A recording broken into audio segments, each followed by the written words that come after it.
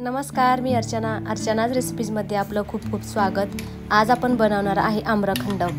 आंब्याचा सीजन आहे तर आम्रखंड झालंच पाहिजे। तर व्हिडिओमध्ये एक खूप महत्त्वाची टिप सांगितली आहे, तर व्हिडिओ शेवटपर्यंत बघा।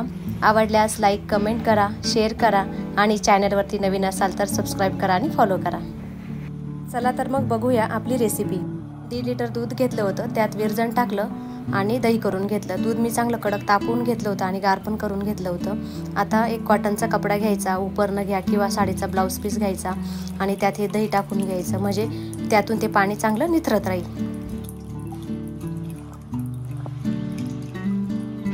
दह्याने आपलं पूर्णपणे भांडं भरलेलं आहे। कपड्याचे 4 कोपरे धरायचे आणि घट्टसर बांधून घ्यायचं।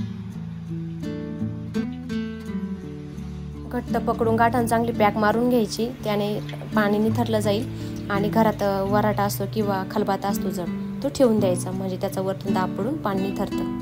जड वस्तू ठेवल्यानं ना 1 ते 1.5 तासामध्ये पाणी निथरून जातं आणि जसं जसं पाणी निथरतं ना ते सैल होत जातं। तर परत मधून गाठ सोडायची आणि परत चांगली घट्ट बांधून घ्यायची। दही पूर्ण कोरडं झालंय तर आता ते एक भांड्यात काढायचं किंवा पातेल्यात काढून घ्यायचं आणि चमच्याने किंवा हाताने चांगलं फेटून घ्यायचं। शक्य झालं तर हातानेच फेटायचं, चांगलं फेटल्या जातं। आणि रस मी इथे चाळणीने गाळून घेतला होता। 1 वाटीला थोडासा कमी आंब्याचा रस घेतला, वेलची पूड घेतली, बदामाचे काप करून घेतले आणि 1 वाटीला थोडंसं कमी पिठी साखर घेतली।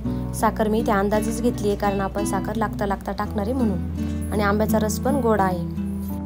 थोडंसं केशर घेतलं। सुरुवातीला 2 चमचे साखर टाकून घ्यायची, रस टाकायचा आणि चांगलं मिक्स करून घ्यायचं।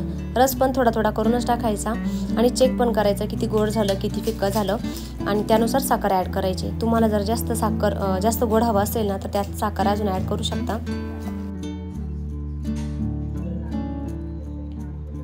चांगलं मिक्स झालं की त्यात वेलची पूड टाकायची आणि थोडेसे बदामाचे काप टाकून चांगलं मिक्स करून घ्यायचं।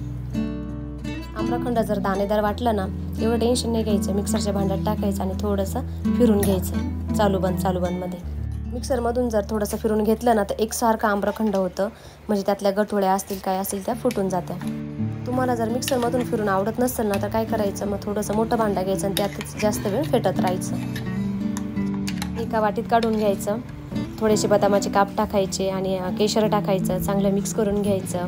व्हिडिओ आवडल्यास लाईक कमेंट शेअर करा आणि चॅनलला सबस्क्राईब करा आणि फॉलो करा। धन्यवाद।